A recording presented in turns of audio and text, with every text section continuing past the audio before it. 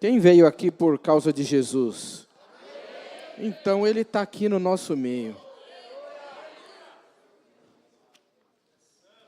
Nesta noite, obrigado.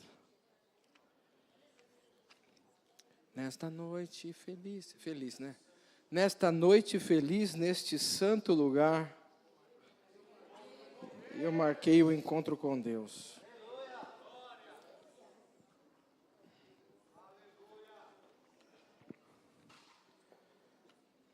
Seja bem-vindo, Espírito Santo, em nosso meio. Nós te amamos, glorificamos o teu nome, bendizemos o teu nome. Sabe que quando nós marcamos um compromisso com Deus, Ele põe na agenda dele, né? E Ele comparece, Ele fica esperando. Ele fica esperando ansiosamente você chegar para o compromisso. Quantos já tomaram em algum compromisso um balão assim? Sabe o que é isso? Marcar e de repente não aparecer ninguém. É mais ou menos o que acontece quando nós marcamos um compromisso com o Senhor. E aí a gente não manda nenhum zap para Ele e não aparece. Porque de repente a gente teve um compromisso mais importante. E essa semana, uma semana incrível. Confesso para vocês que eu comecei a preparar uma palavra. Você consegue limpar meu óculos, Pri? Eu comecei a preparar uma palavra na quinta-feira, mas o Espírito Santo falou para mim, acho melhor esperar um pouco. E eu, então, esperei um pouco, e estou esperando até agora. Porque foi falado muitas coisas desde sexta-feira, na verdade, desde quinta, porque eu fui na conferência do pastor Alexandre, na quinta-feira. E então eu imaginei, vou fazer um resumo de tudo que eu ouvi, mas foram tantas coisas que eu queria trazer, que eu deixei o pastor no hotel hoje, 2:30 da e tinha que voltar e estar aqui às 4h. Então, eu reuni 2 informações aqui no meu esboço, mandei para o pessoal da multimídia, e estou feliz, porque eu tenho certeza que o Espírito Santo vai nos conduzir aqui esta noite. Porque nesta noite feliz, neste santo lugar, eu marquei um encontro com Deus. E Ele disse que se 2 ou 3 estiverem reunidos em seu nome, ali estou eu no meio deles. E é muito engraçado essa semana, eu intitulei esses 2 textos aqui como, eu acho que está escrito aqui, que eu não estou conseguindo ler, a improvável noiva triunfante. Porque quando a Larissa estava recolhendo a oferta agora, ela falou algo que talvez ela nunca tenha falado também. A multiplicação de 5 pães de cevada. Aprendemos algo diferente. E eu talvez fale um pouco sobre isso. Mas na semana de Dia dos Namorados, uma semana especial, e chegou na quinta-feira, no Dia dos Namorados, o texto do nosso presente diário, que nós fazemos a devocional todos os dias, era de Cantares, capítulo 1. Obrigado. Cantares, capítulo 1. E aquilo me chamou a atenção, porque eu tinha tido um sonho. E eu estou relutando para falar deste sonho, porque eu sou casado há 25 anos, Alain. Então, eu tenho uma intimidade muito profunda com a minha esposa. E este sonho envolvia a minha esposa. Então, como é que eu vou contar este sonho? Então, logo que à noite, Mas esta é a chave. A chave é esta. E quando eu acordei pela manhã, então eu já esbocei logo o sonho para ela, né? Vai que, né? O sonho foi legal e cola, tal. E ela falou: lá vem você de novo, né? Quem é casado sabe do que eu estou falando, né? De novo, né? Beleza. E aí eu fiquei com aquele sonho na cabeça, mas quando eu depois que eu levantei e tudo mais, o Espírito Santo, ele já me levou a interpretar o sonho. E eu fui, então, estudar o livro de Cantares. E ali eu comecei a ler o capítulo 1, e no capítulo 1 eu fiquei impressionado com a profundidade da intimidade daquela sulamita com o rei, suposto rei Salomão. E todo um livro que tem como o título do livro Cântico dos Cânticos, ou seja, o cântico mais excelente, né? O cântico mais bonito de todos, ou Cantares de Salomão. Você vê ali declarações de amor que o rei faz para a sua amada e a sua amada faz para ele. Logo no capítulo 1, ali no comecinho, de 1 a 4, ele fala o desejo que ela tinha pela presença dele. E ainda o capítulo todo 1 trata, e o que mais me chamou a atenção é que ela diz que ela tinha uma pele morena. Então, o que chamou a atenção do rei era a pele morena, e ele disse: como você é linda. E ela disse: olha, eu tenho essa pele morena, mas eu tenho uma história para ter essa pele morena. Os meus irmãos me fizeram cuidar da vinha, então o sol queimou a minha pele. Então, ela tinha uma história dentro daquela carcaça bonita. E ali o rei vai cortejando, e ela também vai dando a abertura. E eu fiquei imaginando que todos nós temos também a nossa história. E quando Jesus resolveu se relacionar conosco da mesma forma, Ele não olhou o nosso interior ou o nosso exterior, Ele nos olhou por completo. Afinal de contas, Ele que nos fez. A Bíblia diz que quando nós estávamos ainda informe dentro do ventre da nossa mãe, Ele já tinha nos desejado. Então, Ele já idealizou a minha vida com um determinado formato externo e interno. Mas quando, de repente, Ele me encontrou em um determinado momento da vida, talvez eu estava um pouco diferente, um pouco moreno demais, talvez um pouco chateado demais, talvez um pouco machucado demais, talvez um pouco traído demais. E mesmo assim Ele reconheceu o meu interior e sabia quem eu era, mas eu ainda machucado, me colocando na posição da noiva, da sulamita, da mulher, eu ainda questiono: você não está vendo que eu posso estar assim, mas por dentro eu estou arrasado? E eu continuei lendo aquele texto e lembrando do sonho que eu havia tido aquela noite. Sabe que aproximadamente 1 ano e meio atrás, um dos nossos intercessores chegou para mim e falou: pastor, olha, eu tenho algo para te falar da parte de Deus. E eu sempre falo: olha, eu sou bem maduro, eu ouço, mas sabe que se eu achar que não é de Deus, você não me leva a mal não, que eu vou falar, eu vou ouvir, mas não vou reter. E ela falou: pastor, sabe quem vai levantar o teu ministério? Primeiro eu falei: mas eu não, será que está caído? Eu não sei. Mas o intercessor tinha achado caído, né? Tá bom. São as pessoas que estarão voltando. E eu então, as pessoas que estão voltando, aí já me veio aquela nostalgia.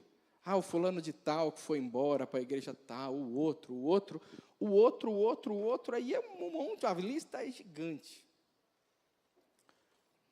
Aí chegou um outro intercessor, e esse ainda está na casa, e ele está aqui, não sei se está aqui hoje, mas ele sonhou, ele teve um sonho que tinha túmulos E nesses túmulos haviam corredores e existia uma linha de trem. E tinha um muro. Esse final de semana a gente ouviu sobre muro, a gente ouviu sobre linha de trem, e a gente ouviu sobre trem. E eu tive um sonho. E o trem passava, mas chegava um determinado momento que as pessoas iam levantando do túmulo, tipo Walking Dead. Mas elas levantavam e elas faziam uma massa de concreto e elas iam pavimentando a tumba delas. Ia se formando ali estradas. E essas estradas levavam a essa linha de trem que precisava transpor esse muro para pegar o trem para ir para determinado lugar. Na mesma pegada, no mesmo período, eu recebi essas duas palavras, entendi que era de Deus. E aí começaram a me apresentar pessoas para eu trazer de volta para a igreja. Olha, vamos ir atrás do fulano de tal, atrás do fulano de tal. E eu falava, misericórdia, Senhor. Ó, Senhor, o Senhor já me livrou uma vez. Senhor, me dá livramento de novo, né? Aí o que aconteceu que aquela primeira intercessora, que ela deu a palavra, ela chegou na minha sala um dia e falou, Deus me mandou embora, estou indo embora. Mas o que aconteceu? Não, Deus me mandou embora. Eu falei, talvez ela volte então, e ela... Mas ela foi embora num dia que na mesma semana eu atendi uma pessoa por dia, e cada uma estava indo embora. E aquilo me afligiu. Aquilo me deixou, falei, agora sim, estou caído. Passou-se 2 semanas, teve um determinado culto que chegaram 25 visitantes. Eu estou contando isso porque é importante para você entender a mensagem. Recebi o pastor Samuel, recebi a pastora Isabel no mesmo dia. Eles chegaram de uma forma assim tão carinhosa e eu tão sedento para ser amado. Como a mulher sofrida de Cantares capítulo 1, sofrida, olhando para o amado e falando, e aí? E aí começaram a chegar pessoas novas, conheci outras pessoas que foram se achegando ao nosso ministério. E aí o Senhor, Ele me lembrou da palavra que aquela intercessora tinha me dado. São esses que estão voltando. Aqueles que estão voltando para minha casa. E aí eu entrei em choque. Outro choque. A igreja, eu entendi, depois de tantos anos de ministério, que a igreja... estavam voltando para a igreja de Jesus, não para a minha igreja. Eita, eu não tenho igreja. Aí começou a me dar um alívio. E no meio disso tudo, eu viajando em janeiro, passamos por uma igreja na Califórnia, onde assistimos um filme essa semana impactante também. Como é que chama mesmo? Jesus Movement. Revolution. Jesus Revolution. Alguém já assistiu? Você assistiu? É de sentar o rei, não é? Quando eu estava lá na Califórnia, naquela igreja, o pastor orou por mim e falou, olha, Deus está derramando uma graça abundante. Glória a Deus. Aí quando eu voltei para cá, os visitantes começaram a chegar e a gente... Mas nesta conferência, o Senhor, Ele começou a falar comigo, e hoje o pastor Hugo, quando pregou, ele leu Cantares capítulo 4. E quando ele leu Cantares capítulo 4, ele foi lá no versículo 12 e falou assim, ó, jardim fechado és tu, minha irmã, esposa minha, manancial fechado, fonte selada. Porque quando as pessoas começaram a chegar, eu comecei a me sentir meio que incomodado. Porque cada um já tem uma posição, cada um já tem um lugar de sentar, cada um já sabe o que fazer. E pela manhã ele falando, quantas vezes, por conta da nossa história de vida, que a Sulamita tinha, e nós também, nós fechamos o nosso jardim. Entendemos que o jardim é nosso. E quando entendemos que o jardim é nosso, nos fechamos em nós mesmos. E muitas vezes fechamos a porta, até para Jesus entrar, imaginando que Ele está lá dentro. Imaginando que Ele já entrou um dia e Ele está lá. Mas existem locais que eu não tinha dado acesso ainda a Ele. E pela manhã Ele entrou nesses locais mais escondidos. E o meu sonho, ele começava, num trem muito grande, um trem largo. Era largo assim, bem largo. E dentro desse trem, tinha muitas pessoas, milhares de pessoas. E tinham aquelas camas de tomar sol, como é que chama aquilo? Espreguiçadeira. E ali eu fui bem pertinho da Priscila e fiquei com ela ali numa daquelas espreguiçadeiras. E até dei uma acordadinha assim, eu dormi mais, que eu quero dormir mais um pouquinho, que está bom aqui. E quando a gente sabe que quando a gente sonha com trem, com ônibus, com transporte, é ministério. Tem muita gente. E o Senhor revelava para mim, olha, dentro do ministério, eu quero mais intimidade. Intimidade profunda entre eu e a minha igreja. Intimidade que Ele só podia me revelar em sonho daquela forma. Mostrando eu e a minha esposa no mais íntimo do nosso relacionamento. Num trem, deitado numa espreguiçadeira.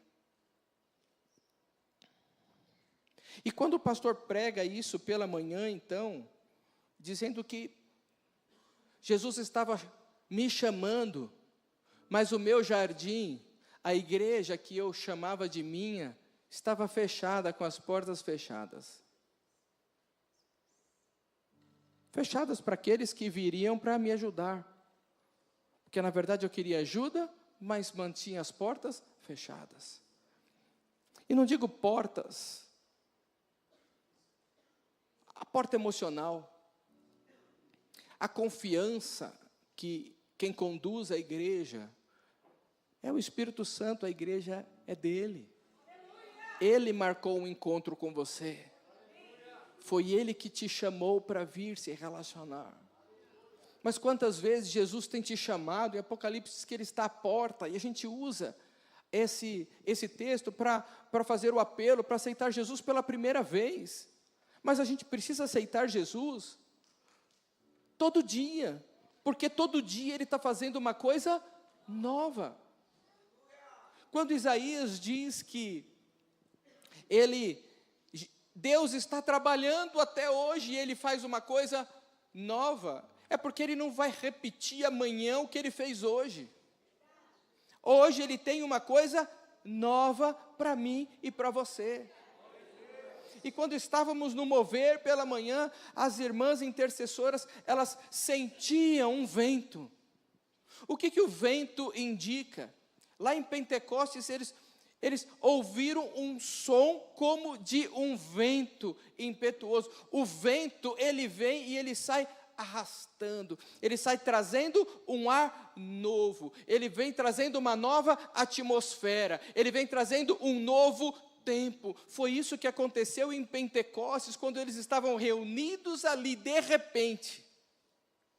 A Bíblia diz que eles estavam assentados. Eles estavam assentados quando, de repente, um judeu não ora sentado. Um judeu, ele não lê a Torá sentado. Mas eles estavam então descansando, batendo papo, e de repente, esse de repente foi o que me pegou hoje pela manhã. De repente eu descobri que tinha portas do meu coração que estavam fechadas para Jesus. Exatamente as portas que eu queria que estivessem escancaradas. Você que chegou agora, eu te recebi lá, o Luiz, a Aline, eu recebi vocês lá, querendo ter vocês conosco, mas ao mesmo tempo meu coração estava fechado. Um jardim fechado. E quantos de vocês que estão aqui estão com a vida fechada pela aflição do dia? Aflição na família, aflição no ministério. Foram machucados, foram maltratados, como a sulamita de Cantares. Mas Jesus, o Rei, te olha e continua te desejando. Ele deseja essa intimidade, e uma intimidade profunda, de estar pertinho, e Ele quer revelar no teu ouvido uma coisa nova que Ele está fazendo. E o pregador nos ensina a pedir então, a orar por esse avivamento. Quantos já estiveram aqui apaixonados? Eu estou apaixonado. Levanta a tua mão, por favor. Você que é casado, levanta rápido. Você está apaixonado hoje. Mas lembra quando você olhou pela primeira vez? Quando você bateu o olho? Foi olhar para mim, né? Quando eu bati o olho, era um encontro de jovens. Esses encontros de jovens é um perigo.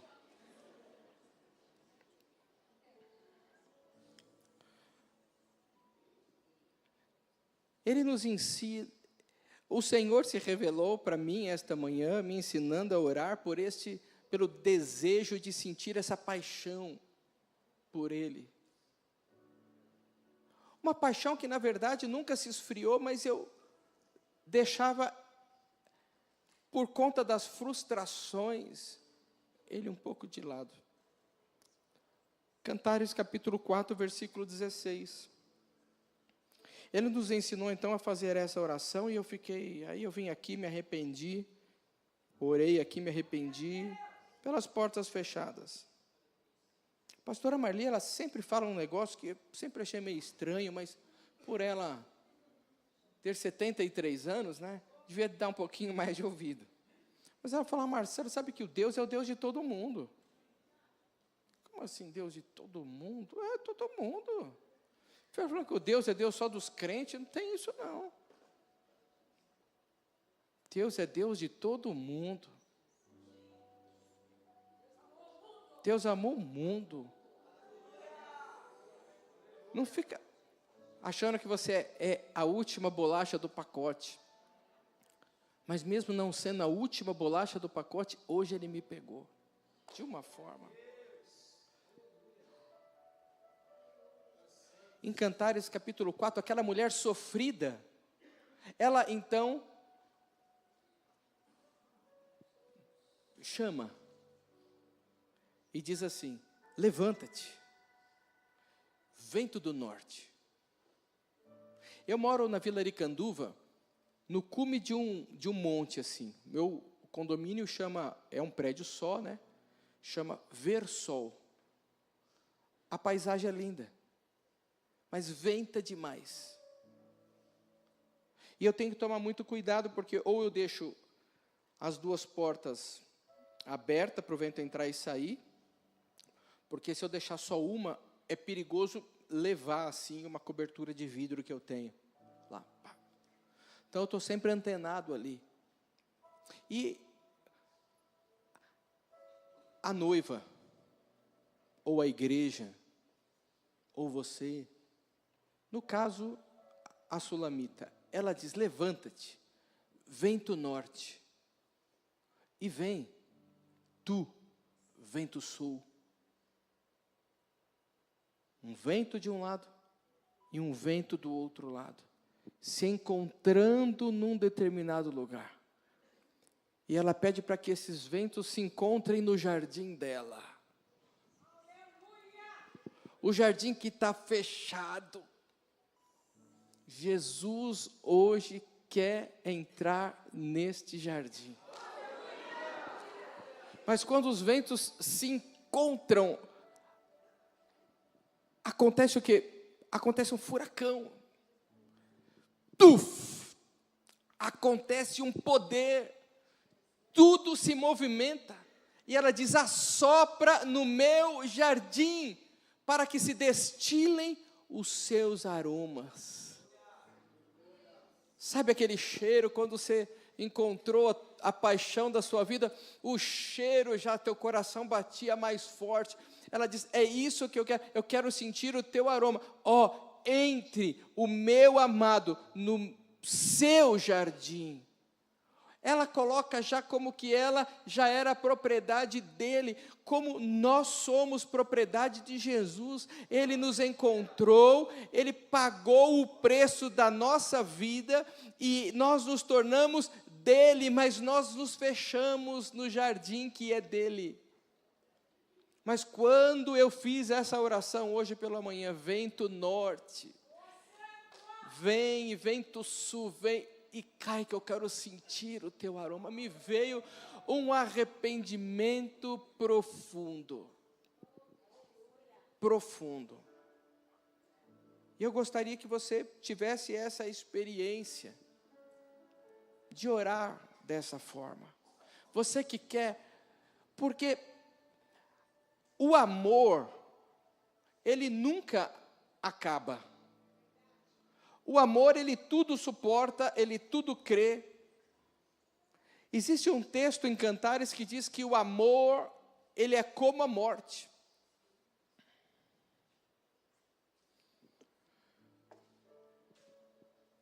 Só o amor de Deus, que é mais forte que a morte. Deus não perdeu o amor que Ele tinha para com você e tem para com você ainda nos dias de hoje. Mas há necessidade, porque o Espírito Santo de Deus, ele é educado. Ele vem e ele espera ser chamado. Quem sabe essa noite você possa orar comigo aqui agora, pedindo o vento norte e o vento sul, sobre essa área da sua vida, sobre os teus sentimentos, sobre a tua família, para que você relembre daquele primeiro amor.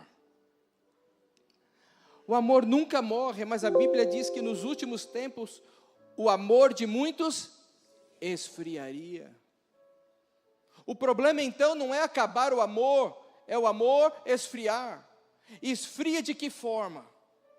Você marca um dia com o seu amado e você não aparece. Você marca um outro dia e você tem um compromisso maior. A Bíblia diz que quando nos reunimos como igreja, o noivo ordena a bênção. Então, quando nós temos o culto, meus amados, nós temos 2 cultos na semana. Quando a gente vai se reunir no culto, nos dias atuais, o que tem acontecido é que a gente tem se deixado dar um bolo em Jesus. Você não vem aqui por causa do pastor, muito menos por causa da banda. Você vem aqui porque você é amado por Ele. Mas o amor vai se esfriando, e você vai se esfriando, e você vai fechando o teu jardim. Ah, Deus é comigo. Deus é contigo. Mas e a intimidade no ministério? A intimidade no trem? A relação entre você e Jesus? Por isso eu queria dar um tempinho, 1 minuto para você fazer esta oração. Põe o versículo de novo, por favor. Venha vento norte, venha vento sul, e caia sobre o meu jardim. Faz um rebuliço no meu coração, para que eu possa esquentar essa minha relação contigo, Pai. Nós precisamos esquentar a nossa relação com Jesus, meus amados. É tempo de avivamento. É tempo de coisas novas. Faz a tua oração, fala: Senhor, sopra aqui. Sopra aqui.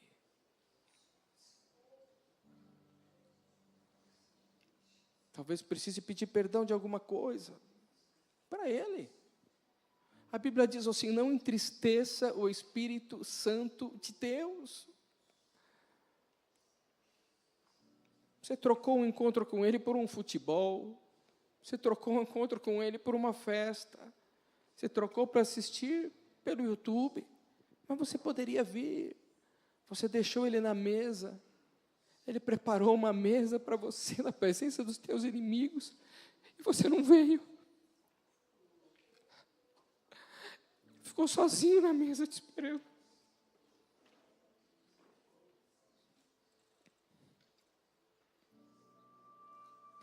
Porque alguém te machucou. Porque alguém fez algo que não devia fazer. Mas foi Ele que te amou. Ele é dono do jardim. Nos perdoe, Pai, como igreja, mas nós queremos, Pai, essa paixão, Pai, o primeiro amor, Pai. A paixão de deixar as portas abertas para aqueles que chegarão, Pai, para aqueles que estão entrando, tomarem os nossos assentos, para a gente ficar em pé servindo esses, Pai. Em nome de Jesus, Pai, nos conceda essa oportunidade, mais uma vez, nesse tempo. Em nome de Jesus.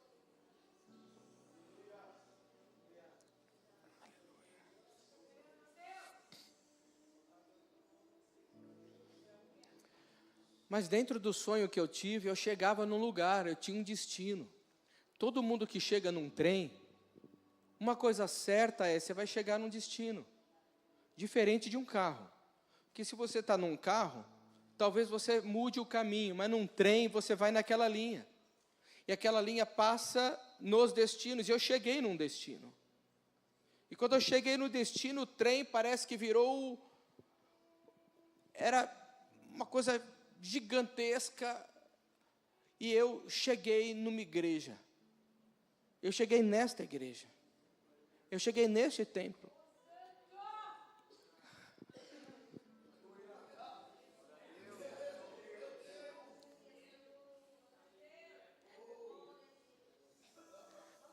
As pessoas não sabiam quem eu era. Eu sentei lá na galeria. Eu e a Priscila. No cantinho.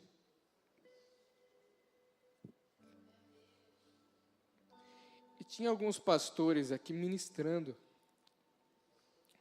E eram os pastores que tinham orado por mim lá na Califórnia. E eles estavam com o nosso tanque de batismo aqui, batizando um montão de gente. E eles falaram assim, ó, quero chamar o pastor Marcelo aqui. Nós viemos aqui para te ensinar a batizar bastante gente.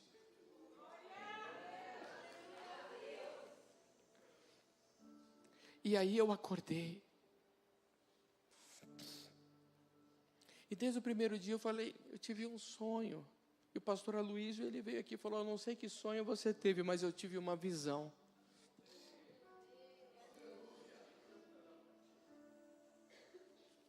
Eu via um trem com muitos vagões. E eu falei, eu tive um sonho. Aí, Senhor, não vou contar esse sonho. Para que contar esse sonho? Mas dentro do trem eu estava tendo intimidade. E aí o pastor ministra sobre intimidade hoje. E eu falei, Senhor.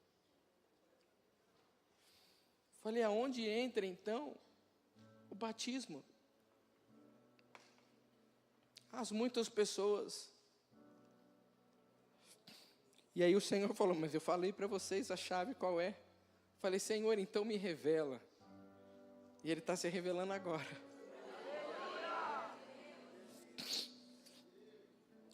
No texto base da nossa conferência, que eu nem sabia que era esse texto base, ele que falou que era o texto base, eu falei, então é esse o texto base, beleza. A multiplicação de pães e peixes, lá do livro de João, capítulo 6, dos versículos 8 a 13. E aqui eu já vou concluindo, para a gente poder prosseguir com as unções hoje. O versículo 8 diz assim, de João capítulo 6, e um dos seus discípulos, André, irmão de Simão Pedro, disse-lhe, está aqui um rapaz que tem 5 pães, fala comigo, de cevada, e 2 peixinhos. Mas o que é isso para tantos? Então Jesus disse, mande assentar os homens. E havia muita relva naquele lugar, e assentaram-se, pois, os homens em número de quase 5.000. E Jesus tomou os pães, e havendo dado graças, repartiu-os pelos discípulos, e os discípulos repartiu com os que estavam assentados. Igualmente também dos peixes, quando eles queriam. E o versículo 12 diz, e quando estavam saciados, disse aos seus discípulos, recolhei os pedaços que sobejaram, para que nada se perca. E aqui já, o pastor, ele nos revelou, que os discípulos tinham algo na mão, os discípulos tinham cestos vazios. Tenho certeza que tem uma cadeira vazia perto de você. Os discípulos tinham alguma coisa, os cestos, mas estavam vazios. Mas havia um menino, que tinha 5 pães de cevada. O que é o pão de cevada? Na época, eles tinham o pão de trigo, que era o pão nobre, e o pão simples, aquele do dia a dia, que era o chamado pão de cevada. E neste milagre, que ele é citado nos 4 evangelhos, Marcos, Mateus, Lucas e João, Mateus, Marcos, Lucas e João, somente João cita que esse pão era de cevada. E porque era de cevada, então essa cevada é uma chave para nós. É diferente, é algo novo.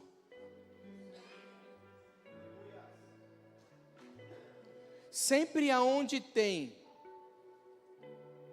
algo que Deus quer fazer novo, Ele revela uma chave nova, para você chegar num novo lugar.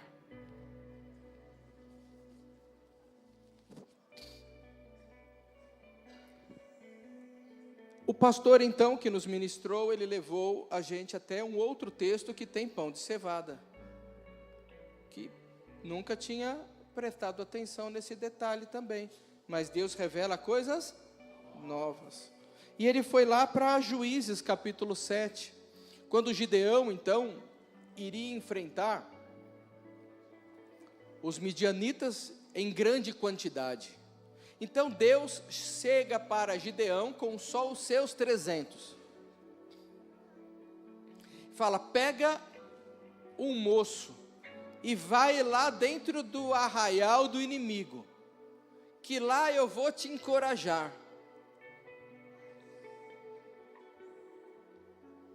E então Gideão pega um moço e vai até o arraial. Quando ele chega lá no arraial, no livro de Juízes capítulo 7, dos versículos 9 ao 14, ele escuta 2 soldados do exército conversando, dizendo assim: eu tive um sonho.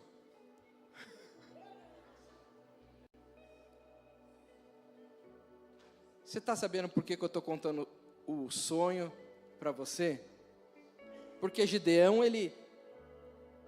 Deus mandou ele lá dentro do arraial para ele escutar um sonho.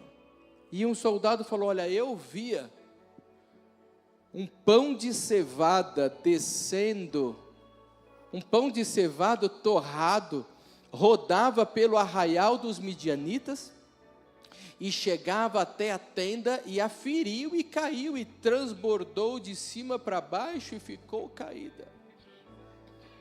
Um pão de cevada. O outro camarada que estava com ele interpretou o sonho dele, e Gideão ouvindo tudo. E a interpretação que o companheiro deu, disse: isto não é outra coisa, senão a espada de Gideão, filho de Joás, varão israelita. Deus tem dado na sua mão aos midianitas e todo este arraial. O pão de cevada é o pão simples. O pão simples, quando Jesus pega e agradece, e começa a compartilhar aquele pão de cevada, na medida que era partido, ele multiplicava. À medida que era partido, ele acrescia. E o Senhor falou para mim: você é um pão de cevada. Porque quando mordem você, quando as pessoas te machucam, você se multiplica. Quando sai um da igreja que está ali na tua mão, você se multiplica, você produz mais, e eu mando mais para você. Eu falei: mas e daí? Ele falou: nessa multiplicação, se a igreja em Guaianazes entender que cada um deles é um pão de cevada, eu faço cumprir a palavra, que vocês vão aprender a batizar muitas pessoas. Nós temos uma meta esse ano. E como é que o pão de cevada age? À medida que você apanha, quando você vai fazer pão, a massa do pão, você bate na massa, mais macia ela fica, mais ela cresce, mais ela fica perfeita. A Sulamita de Cantares, capítulo 1, quanto mais os irmãos a obrigavam a ficar na vinha, mais bronzeada ela ficava e mais bela o rei a admirava. O teu sofrimento é o que faz a tua beleza, é o que faz você se multiplicar, é o que faz você dar fruto. E fruto quando o Senhor dá a chave e dá a revelação. Chegamos. Uma das nossas intercessoras mandou uma mensagem e falou: pastor, o caminho está pavimentado. Aqueles que vieram, que estavam mortos, eles levantarão e vão pavimentar os seus túmulos, porque eles não vão voltar para lá, porque agora eles ressurgiram e eles estão com um novo propósito. O sofrimento que tinha matado o ministério dele é a arma que eles utilizam agora para pavimentar, para as multidões passarem, e os batismos, a salvação acontecer. E quando eu estou aqui pela manhã hoje, que trouxeram para mim uma família venezuelana, Alejandra, marido Gerson, a filha mais velha, Vitória, depois o menino Jeremias e o outro chama Tiago Abrão. O Senhor falou para mim, eu estou enviando, quero saber se a porta está aberta. Eu não tirei o crachá do Ministério Boas-Vindas, porque eu creio que o meu lugar é ali, recebendo as pessoas.